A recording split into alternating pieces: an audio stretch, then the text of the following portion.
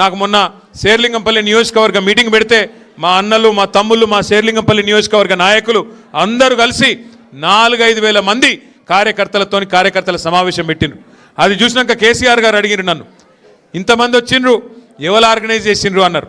అంటే నేను చెప్పిన సార్ ఎవరు ఆర్గనైజ్ చేయలే, మీ మీద ఉన్న అభిమానమే చేసింది, మీకోసం వచ్చిండ్రు మా వాళ్ళంతా అని.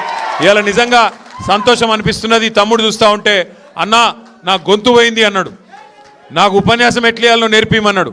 ఉపన్యాసమే కాదు, రేపటి రోజున మంచి చాకులు లాంటి మా యువకులు మా అన్నదమ్ములు ఎవరైతున్నారో మీతోని రేపు రాష్ట్రంలో మళ్ళొక్కసారి భారతదేశం మొత్తానికి పరిపాలన ఎట్లుండాలనో కేసీఆర్ గారి నాయకత్వంలో మళ్ళీ చూపెడతాం.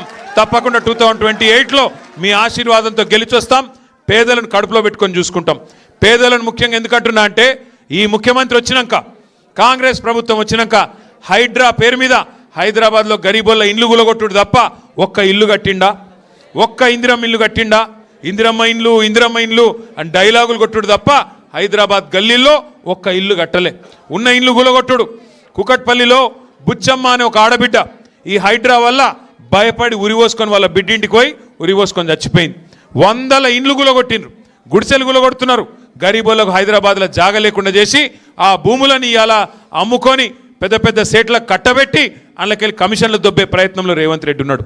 ఆలోచించండి, ఈ 2 ఏళ్లలో హైదరాబాద్కి ఏమైనా మేలు జరిగిందా? కాంగ్రెస్ ప్రభుత్వం వచ్చినాక ఒక కొత్త రోడ్ వేసిండా, కొత్త బ్రిడ్జ్ కట్టిండా, కొత్త ఫ్లైఓవర్ కట్టిండా, కొత్త అండర్ పాస్ కట్టిండా?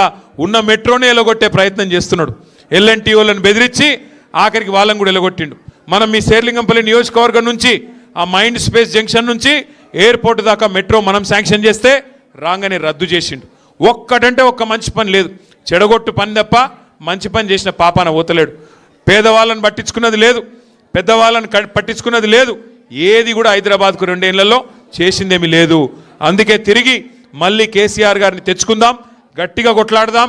శేర్లింగంపల్లి నియోజకవర్గంలో కూడా గులాబీ జెండా ఎగిరేద్దాం. మీ దయ మీ ఆశీర్వాదం ఉంటే ఎంత పెద్ద తుఫానునైనా ఎదుర్కొంటాం.